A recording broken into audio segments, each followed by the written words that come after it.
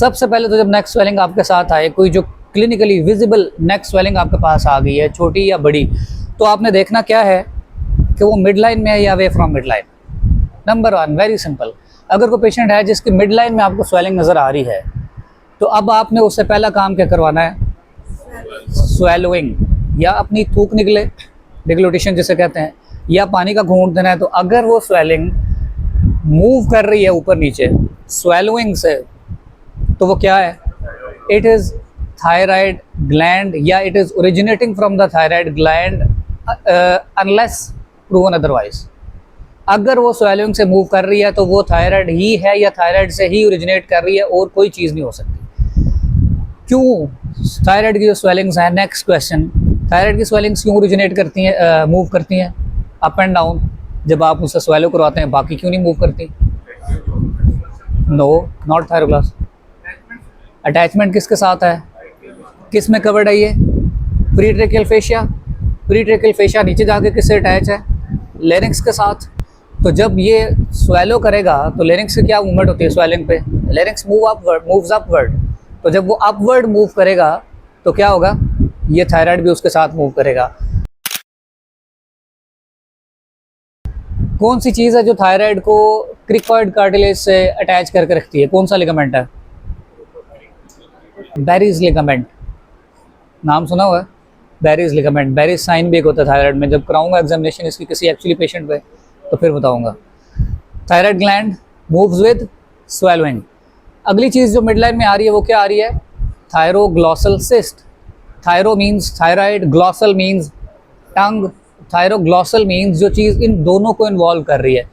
तो वो swelling थायरोग्लॉसल cyst भी मिड लाइन होगी, बट ये किस पे मूव करेगी? ये स्वेलोइंग पे भी मूव करेगी और ये टंग प्रोट्रूजन पे भी मूव करेगी। सिंपल थायराइड की स्वेलिंग्स या थायराइड से निकलती हुई ओरिजिनेट करती हुई स्वेलिंग्स वो टंग प्रोट्रूजन पे मूव नहीं करेंगी। जो थायरोग्लॉसल सिस्ट है या थायरोग्लॉसल फिस्टुला है वो सिर्फ मूव करेगा टंग प्रोट्रूजन पे। जब आप टंग प्रोट्रूड होगा क्या? ऐसा क्या था या ऐसी क्या चीज़ है जिसने टंग प्रोट्रूजन पे उसको मूव करवाना शुरू कर दिया? होता क्या है कि थायराइड जो है वो ओरिजिनेट करता है फोरामेन सीकम से, जो बेस ऑफ द टंग पे है, और फिर ये डिसेंड करता है नीचे। ये जाके डिसेंड करके थायराइड कार्टिलेज के पास, इसका इधर जिधर इसका फाइनल टर्मिनेशन है वहाँ ये पहुँचता है। और इस दौरान जो थायरोग्लॉसल डक्ट है वो इसको नीचे लेके आ रही होती है, but it is suppose to terminate and it is suppose to obliterate. अगर ये ओब्लिटरेट ना करे तो एक पेटेंट कम्युनिकेशन इसके बीच में रह जाती है जो बेस ऑफ द टंग से थायराइड ग्लैंड तक जा रही है। तो जैसे ही वो इसको टंग को प्रोट्रूड करेगा तो ये जो रस्सी पीछे लगी हुई है, ये तार जो लगी हुई है, ये क्या करेगी? उसको पुल करेगी ऊपर, आपको एक्चुअली नजर आएगा थायराइड मूव होता हुआ। This is thyroglossal cyst. कौन सी सर्जरी है जो थायरोग्लॉसल सिस्ट में करेंगे? नाम क्या है सर्जरी का? Cyst trunk procedure. क्या 2-3 चीजें हैं जो इसमें आप निकालेंगे? Number 1, the duct itself, the portion of hyoid bone जिससे वो जाके लग रही है, हायोइड बोन के भी उस पोर्शन को आप रिजेक्ट करेंगे। This completes the cyst trunk procedure. ठीक है। अगली स्वेलिंग कौन सी होगी? ब्रेकियल सिस्ट या डर्मोइड सिस्ट। डर्मोइड सिस्ट में आपने याद रखना है कि डर्मोइड सिस्ट बिल्कुल यहाँ चिन के नीचे बनती है, सॉफ्ट एंड फ्लक्चुएंट है। छोटे बच्चे आएंगे डर्मोइड सिस्ट के साथ आपके पास, कहाँ बन रही है? बिल्कुल चिन के नीचे बन रही है। ब्रेकियल सिस्ट जो बन रही है वो बन रही है स्टर्नोक्लीडोमास्टोइड के बिल्कुल एंटीरियरली। ठीक है। ब्रेकियल सिस्ट में आपको क्या बताएगा कि टिपिकली बताएगा कि एज उसकी 10 से अबव है, 10 to 15 या 20 तक है। ब्रेकियल सिस्ट की जब MCQ देगा या एग्जाम में या आपके पास आएगी, मदर लेके आएगी पेशेंट को, तो वो कैरेक्टरिस्टिकली बताएगी कि इसको हफ्ता पहले 3-4 दिन पहले इसको थ्रोट की इन्फेक्शन हुई है, अपर रेस्पिरेटरी ट्रैक की इन्फेक्शन के इमीडिएटली बाद ब्रेकियल सिस्ट बड़ी कॉमन है। तो MCQ में वो दे रहा है कि 7 days back the patient had an upper respiratory tract infection. तो अब ये कौन सी होगी? Brachial cyst. नेक की और कौन सी स्वेलिंग्स हैं जो लेटरली पड़ी होंगी? एंटीरियर ट्रायंगल की फिर कौन सी 2 होगी? Brachial cyst and dermoid cyst. तीसरी कौन सी होगी एंटीरियर ट्रायंगल में? Lymph nodes. अगर आपको कोई old age smoker hard fixed lymph node मिल रहा है नेक में, तो it is squamous cell carcinoma, metastatic squamous cell carcinoma until proven otherwise. Head and neck का कोई कार्सिनोमा है जो इधर है, ठीक है। क्या है? Old age, smoker, hard fix lymph node. और कौन से लिम्फ नोड्स होते हैं यहाँ पे? ट्यूबरकुलस लिम्फ नोड्स हो सकते हैं, टीबी के लिम्फ नोड्स हो सकते हैं। और कौन सा नोड्यूल हो सकता है नेक में? Cold nodule of the TB, TB का हो सकता है कोल्ड नोड्यूल, ठीक है। आगे चलें जी। अच्छा, और anterior triangle of the neck में कौन सी स्वेलिंग आ सकती है? सिस्टिक हाइग्रोमा नहीं एंटीरियर ट्रायंगल में होता। सब मैंडिबुलर ग्लैंड की स्वेलिंग, सब मैंडिबुलर ग्लैंड अगर इनलार्ज हुआ पड़ा है तो वो एंटीरियर ट्रायंगल को भी कवर करेगा। बिल्कुल मैंडिबल, बॉडी ऑफ मैंडिबल के नीचे पड़ा होगा। कैसे पता चलेगा कि ये पैरेटेड है या सब मैंडिबुलर है? नंबर 1 याद रखें कि ये बॉडी ऑफ मैंडिबल के नीचे होगा। नंबर 2 ये फेशियल नर्व को इन्वॉल्व नहीं कर रहा होगा। नंबर 3 ये बाई मैनुअली पैल्पेबल होगा। आप एक हाथ मुंह के अंदर फिंगर पास करेंगे और दूसरा बाहर से आप इसको पैल्पेट करेंगे।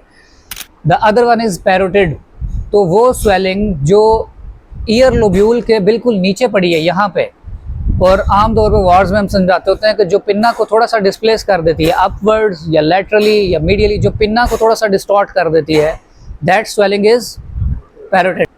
कौन बताएगा कि पैरोटिड स्वेलिंग की सरफेस एनाटॉमी क्या है पैरोटिड ग्लैंड की? अगर आपको कोई मुझे ड्रॉ करके दिखा दें, फेशियल नर्व का पूछते हैं ना, बताएं अपने पे, तो आप ऐसे करके हाथ रखते हैं, ये फेशियल नर्व्स हैं सारी 5 है। तो पैरोटिड की अगर कोई पूछे कि सरफेस एनाटॉमी क्या है तो क्या बताएंगे?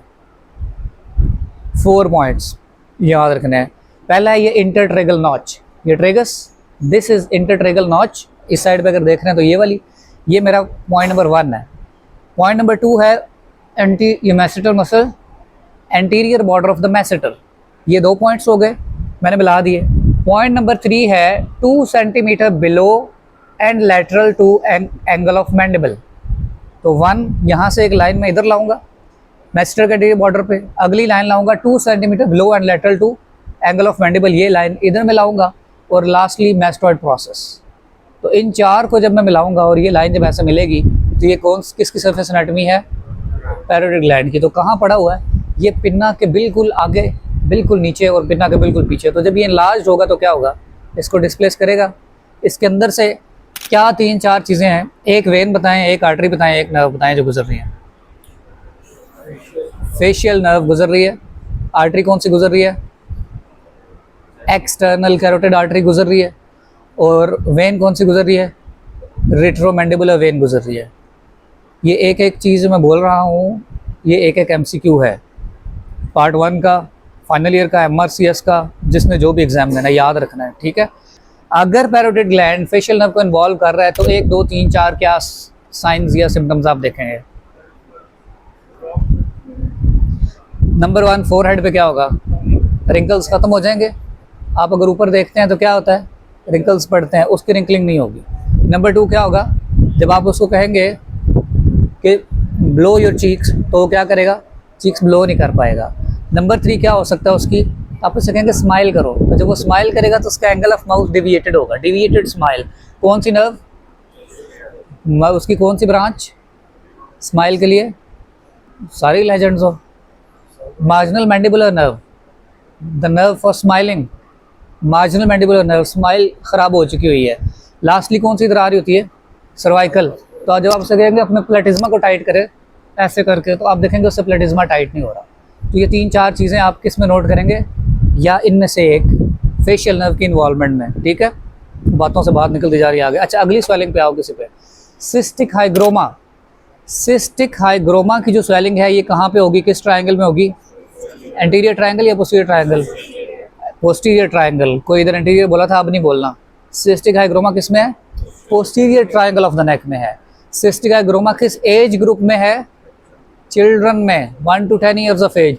सिस्टिक हाइग्रोमा सॉफ्ट है, फर्म है या हार्ड है? सॉफ्ट है। सिस्टिक हाइग्रोमा में ट्रांसलुमिनेशन पॉजिटिव हो सकती है? यस होती है cystic hygroma positive. Cystic hygroma में ओरिजिनेट किस चीज़ से कर रहा है? किन सेल से ओरिजिनेट कर रहा है? किन टिश्यू से ओरिजिनेट कर रहा है? लिम्फॉइड टिश्यू से, ठीक है। लिम्फॉइड टिश्यू ऑफ द नेक से ओरिजिनेट कर रहा है। और यही 5-6 बातें जो आपसे एग्जाम में पूछी जाएंगी, ठीक है। ट्रांसलुमिनेशन पॉजिटिव होगी इसमें, पोस्टीरियर ट्रायंगल होगा, बच्चा होगा। इसके अलावा मुझे ये बताएं कि और एंटीरियर ट्रायंगल में स्टेनोक्लीटोमास्टोइड के अपर बॉर्डर के ऊपर एक और स्वेलिंग होगी जो पल्सेटाइल है, ये कौन सी होगी? Carotid body tumour. Carotid body tumour sternocleidomastoid के एंटीरियर बॉर्डर पे है, जहाँ पे कैरोटिड ने बाइफरकेट करना है C4 के लेवल पे। कैरोटिड बॉडी ट्यूमर पल्सेटाइल हो सकता है। कैरोटिड बॉडी ट्यूमर में एक साइन है which is called fountain sign. Fountain sign का मतलब है कि if you hold this swelling और आप इसको लेफ्ट राइट मूव करें तो ये लेफ्ट राइट तो मूव हो जाएगी, बट अगर आप इस स्वेलिंग को अप एंड डाउन मूव करने की कोशिश करें तो मूव नहीं होगी। इससे अगला सवाल उसका ये होगा कि फॉन्टेन साइन क्यों पॉजिटिव आ रहा है भाई, अप एंड डाउन मूव करते हो उसे क्या तकलीफ है, लेफ्ट राइट क्यों हो रही है? तो आप कहेंगे कि it is attached with carotid sheath, that is the reason कि वो अप एंड डाउन मूव नहीं कर रही बट उसके परपेंडिकुलर मूव कर रही है। ठीक है, इसके बाद मुझे ये बताएं कि कैरोटिड शीथ के कंटेंट्स क्या होते हैं। नंबर 1, कैरोटिड आर्टरी इंफीरियरली ऊपर जाके दोनों उसकी बाइफर्केशन भी इसमें आ जाती है। नंबर 2, कौन सी vein? Internal jugular vein. Number 3, कौन सी नर्व? Vagus nerve. यार खुद बताया करो ना, मैं क्यों बोल रहा हूँ, आप जैसे बोला करो। आपसे अगला क्वेश्चन करेगा कि कैरोटिड शीथ आ रही है, कैरोटिड आर्टरी आ रही है, इसके ऊपर से कौन सी नर्व जा रही है? जब आप इस सर्जरी कर रहे थे ट्यूमर की, ये आप हायर अबव था, तो इसको करते हुए आपने ऊपर कौन सी नर्व डैमेज की? ऐसे ऊपर से आती है, इसको क्रॉस करती है, सनक करके आगे जाती है,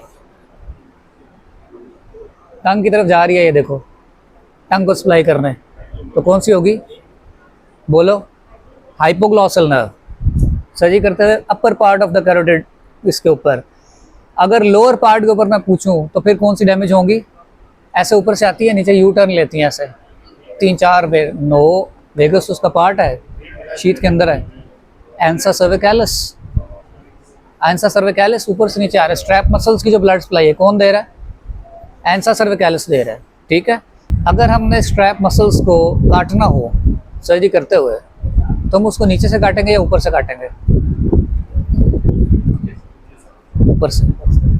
ऊपर से काटेंगे। नीचे से वो आके सारी ब्लड सप्लाई यहाँ से नीचे पहुँच के दे रही है, तो हम उसको ऊपर से काटेंगे। तो ये मैंने बता दिया कि ऊपर से हाइपोग्लॉसल नर्व डैमेज हो रही है, नीचे से क्या डैमेज हो रहा है? एंसा सर्विकैलिस डैमेज हो रही है। हाइपोग्लॉसल नर्व की बात हुई, हाइपोग्लॉसल नर्व किन मसल्स को सप्लाई करती है? Intrinsic muscles of tongue. शाबाश। एक्सेप्ट, क्वेश्चन तो ये नहीं ना, क्वेश्चन हमेशा पेक्यूलियर बातों के बारे में, एक्सेप्शंस के बारे में आएगा। पैलेटोग्लॉसस, ये वो खुद ही बता देगा। आपसे पूछेगा कि फिर पैलेटोग्लॉसस को कौन सप्लाई करता है, तो अब आप क्या बताएंगे? ओह वेरी गुड, क्या सप्लाई करती है? Vagus nerve. याद रखे हुए, ये बड़ी हाई यील्ड बातें मैं बता रहा हूँ आपको। एक्सेप्ट पैलेटोग्लॉसस, सारे intrinsic muscles of the tongue को, इंट्रिंसिक, नॉट स्टाइलोग्लॉसस, नॉट फेरिंजियोग्लॉसस, जो बाहर से टंग को आके लग रहे हैं, the intrinsic muscles of the tongue, उनको क्या लग रहा है आके? कौन सप्लाई कर रही है? हाइपोग्लॉसस। हाइपो मीन्स अंडर, ग्लॉसस मीन्स टंग, तो ये क्या आगे सप्लाई कर रही है? इसको। और जो पैलेटोग्लॉसस बच गया है उसको कौन सप्लाई कर रहा है? Vagus nerve. टंग की सेंसरी सप्लाई क्या है, मोटर सप्लाई क्या है, और स्पेशल सप्लाई टेस्ट सेंसेशन क्या दे रही है? ये आपको एमसीक्यू भी आएगा, ये आपके हर एग्जाम में पूछा जाएगा कि बताओ एंटीरियर टंग और पोस्टीरियर टंग की नर्व सप्लाई क्या है। वेरी इंपॉर्टेंट क्वेश्चन, बोलते जाओ। एंटीरियर 2/3 की special sensification. Very good. Anterior 2/3 की जो स्पेशल सेंसरी है वो क्या है? फेशियल। फेशियल की कौन सी ब्रांच है? Chorda tympani. ठीक है, टेस्ट सेंसेशन कौन सी दे रही है? Chorda tympani. तो जब आप कोई चीज़ ऊपर खट्टी मीठी हलीम खाएंगे गंदी अपने भैंस की, तो वो टेस्ट कौन सी दे रही है? Chorda tympani. एंटीरियर 2/3 को। एंटीरियर 2/3 की सेंसरी सप्लाई क्या है कि मैं अगर कोई पिन लेके इस पर टच करूँ तो आपको पेन हो, या इस पर कुछ रगड़ूँ तो आपको फील हो, टच, कौन सी? नो। ट्राइजेमिनल की कौन सी branch? Lingual. Major nerve, lingual nerve. ठीक है, और मुझे ये बताएं कि तीसरी क्या रह गई है? Motor supply. मोटर सप्लाई क्या है एंटीरियर 2/3 की? हाइपोग्लॉसल। यानी अगर इसमें मूव करना चाह रहा हूँ लेफ्ट राइट ऊपर नीचे, तो कौन सी करवा रही है?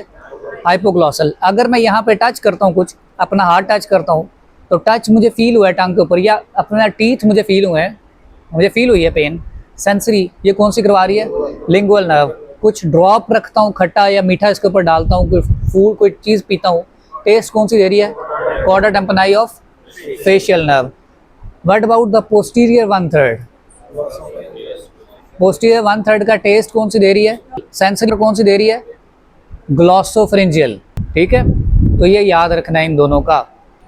बेस ऑफ द टंग पे क्या सप्लाई कर रही है? वेगस। Very good. सब मैंडिबुलर ग्लैंड जब इन्वॉल्व होगा तो कौन सी नर्व, कौन सी आर्टरी, कौन सी वेन्स इन्वॉल्व होंगी? नर्व 3 बोल लो जल्दी से।